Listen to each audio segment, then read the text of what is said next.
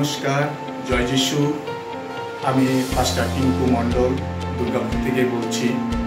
আগামী অক্টোবর মাসে আমাদের 4 দিনের ক্যাম্প আমরা রান করতে যাচ্ছি। আর এটা হচ্ছে অক্টোবর 10, 11, 12 আর 13। আর এই ক্যাম্পের যে থিম সেটা হচ্ছে take your authority and go.